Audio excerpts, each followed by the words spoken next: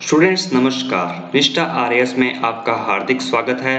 आज हम राजस्थान का इतिहास शुरू करने जा रहे हैं, जिसके अंतर्गत राजस्थान का एकीकरण का टॉपिक है वो हम शुरू करेंगे। आज हम इसका पार्ट फर्स्ट देखेंगे, कल हम पार्ट सेकंड के साथ राजस्थान के एकीकरण को कंप्लीट कर देंगे। स्टूडेंट्स, अगर आपको इस वीडियो की पीडीएफ चाहिए तो आप हमारे व्हाट्सएप ग्रुप को ज्वाइन कर सकते हैं, जिसका लिंक डिस्क्रिप्शन बॉक्स में दिया गया है। चलिए स्टूडेंट्स शुरू करते हैं। जब राजस्थान का एकीकरण हुआ तो उससे पहले जो है राजस्थान का मैप इस तरह से था। इसके अंतर्गत 19 रियासतें, 3 ठिकाने और एक केंद्र शासित प्रदेश, जिसके अंतर्गत केंद्र शासित प्रदेश अजमेर मेरवाड़ा था। स्टूडेंट्स, 3 ठिकाने जिसमें लावा जो जयपुर में है, कुशलगढ़ जो बांसवाड़ा में है और नीमराणा जो अलवर में है, ये 3 ठिकाने थे।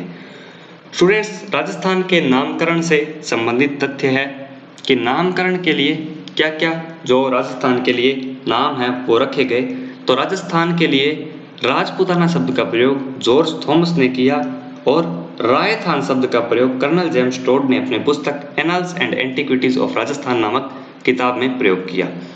स्वतंत्रता से पहले भी एकीकरण के प्रयास हुए। क्या क्या प्रयास हुए वो देखते हैं। प्रयास तो हुए लेकिन वो प्रयास असफल रहे।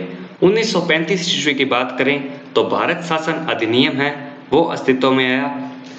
इस अधिनियम के तहत देशी रियासतों को मिलाकर भारतीय संघ का निर्माण करने का प्रयास किया गया, लेकिन यह प्रयास असफल हो गया।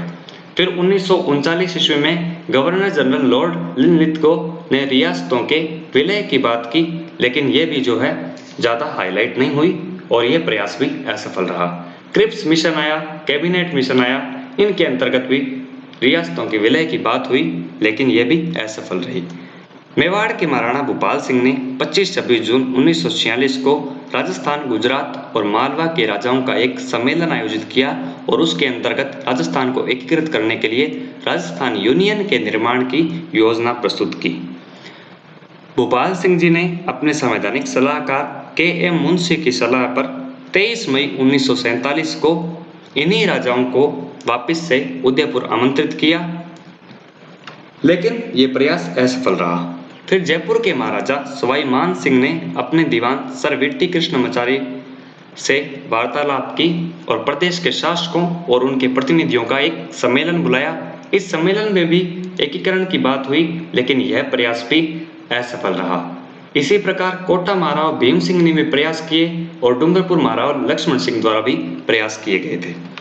स्टूडेंट्स, फिर आपके 5 जुलाई 1947 को रियासती सचिवालय का गठन होता है, जिसके अध्यक्ष सरदार वल्लभ भाई पटेल और सचिव वीपी मेनन को बनाया जाता है।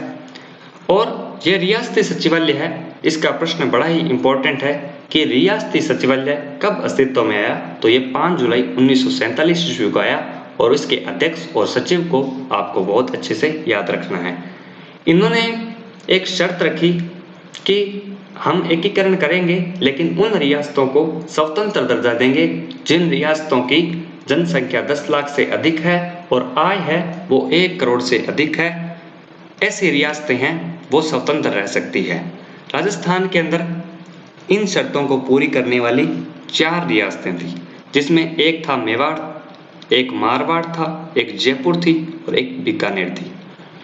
भारतीय स्वतंत्रता अधिनियम 1947 की धारा 8 के तहत देशी रियासतों से ब्रिटिश सर्वोच्चता समाप्त कर दी गई थी। काफी इंपॉर्टेंट है। देशी रियासतों के विलय के अंदर कुछ समस्याएं थी जो विलय में बहुत ज्यादा विघ्न पैदा कर रही थी। समस्याएं क्या क्या थी? एक तो थी सीमांत क्षेत्रों की समस्या, जिसके अंतर्गत जैसलमेर, बीकानेर, जोधपुर ये सीमांत क्षेत्र थे, भारत पाकिस्तान की सीमा के बीच में थे ये। तो इनकी ये समस्या थी कि ये पाकिस्तान में मिले या भारत में मिले, इस तरह की समस्या इनके सामने आई। दूसरा कारण सांप्रदायिक विवाद। अलवर, भरतपुर 2 ऐसी रियासतें थी जहां सांप्रदायिकता फैलने के, दंगे भड़कने के चांसेस ज़्यादा थे।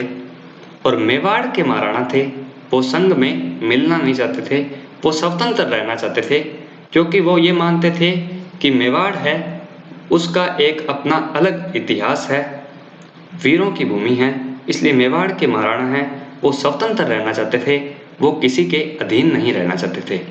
राजाओं की व्यक्तिगत इच्छाएं थी, वो स्वतंत्र रहना चाहते थे, किसी भी तरह के दबाव में नहीं रहना चाहते थे, वो अपने हिसाब से अपना जीवन जीना चाहते थे, इसलिए वो विलय नहीं चाहते थे। तो स्टूडेंट्स, आज हमने बात की राजस्थान के एकीकरण से पहले क्या क्या हुआ, उन सब के बारे में। आप इस क्लास को अच्छे से देखिए, नोट्स बनाइए, और PDF अगर आपको चाहिए तो आप हमारे व्हाट्सएप ग्रुप को ज्वाइन करें, जिसका लिंक डिस्क्रिप्शन बॉक्स में है। स्टूडेंट्स, अगर आपको वीडियो अच्छा लगा हो तो इसे लाइक करें, शेयर करें और सब्सक्राइब करें। थैंक यू स्टूडेंट्स, मिलते हैं अगली वीडियो में। तब तक के लिए राम राम, सादर वंदे, best of luck for your exams. मेहनत आपकी, साथ हमारा। मिलते हैं नेक्स्ट वीडियो में।